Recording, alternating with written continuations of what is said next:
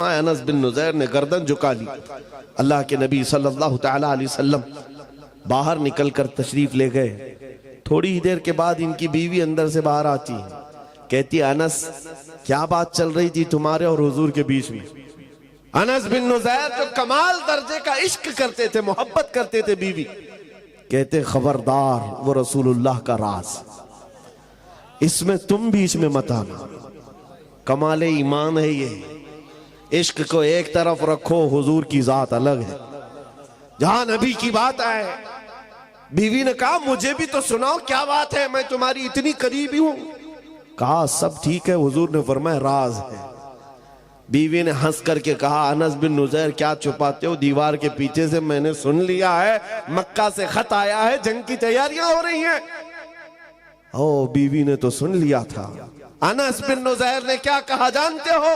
کہا کچھ نہیں، سیدھے جا کر گردن پکڑ لی اپنی بیوی کی جس سے کمال درجے کی محبت کرتے تھے، گردن پکڑ لیا۔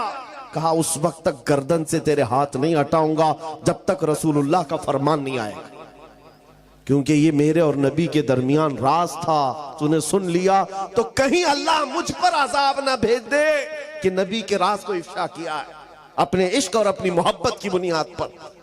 اور گردن پکڑ کر کے لے آئے حضور تک، حضور پاک صلی اللہ تعالی علیہ وسلم کے پاس لائے۔ کہا آقا میرا قصور نہیں ہے، اس نے دیوار کے پیچھے سے بات سن لی، آپ نے کہا تھا راز ہے، میں اس سے بہت محبت کرتا ہوں آقا، لیکن راز اس نے سن لیا ہے، میں گردن سے ہاتھ نہیں ہٹا رہا ہوں، اگر آپ فرمائیں تو اس کی زندگی میں ختم کر دوں۔ اللہ کے نبی صلی اللہ علیہ وسلم نے فرمایا انس وہ میری صحابیہ ہے، وہ عام عورت نہیں تھی، صحابیہ تھی، چھوڑ دو، جس طرح تم رازدار ہو ویسے ہی وہ بھی رازدار۔ اللہ کے حبیب صلی اللہ تعالی علیہ وسلم نے فرمایا، تب انس بن نزیر نے ہاتھ ہٹایا، ان صحابہ کے معیار کو کیا پہنچ سکو گے، ساری دنیا ایک طرف ڈال دی، حضور اگر راضی ہے تو پوری کائنات ہماری۔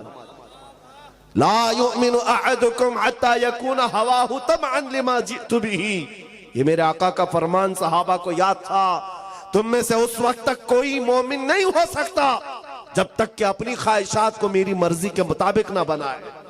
تم اپنی خواہشات کے مطابق جینے کے لیے آئے ہو دنیا میں۔ یہاں لوگ آپ سے ایک مسئلہ میں پوچھتا ہوں، یہ میری چادر ہے، میں اس کو چاہے 4 مرتبہ فولڈ کر کے پہنوں، 3 مرتبہ، میرا اختیار ہے کہ نہیں ہے؟ میری چیز ہے، میں جس طرح چاہے پہنوں، میرا امامہ ہے، میں جس طرح چاہے باندھوں، میری چیز کا استعمال میں جیسے چاہے کر سکتا ہوں، میرا اختیار ہے۔ آپ کے پاس جو چیز ہے، آپ جس کے مالک ہیں، کچھ بھی کر سکتے ہیں، لیکن میں آپ سے ایک مسئلہ پوچھتا ہوں، کیا سوسائیڈ کرنا، آتما ہتیا کرنا، خودکشی کرنا اجازت ہے اس کی؟ ارے جان تو تمہاری ہے، جیسے ساری چیزوں کو خود استعمال کر لیتے ہو، جان کو بھی اپنے ہاتھوں سے کیوں نہیں ختم کر سکتا؟ اپنی جان ہے، خود مار کیوں نہیں سکتا؟ نہیں، اس کی اجازت نہیں ہے سوسائیڈ کرنے کی۔ کیوں نہیں ہے؟ صاف سی بات ہے، جان کے تم مالک ہی نہیں تو جان لے کیسے سکتے؟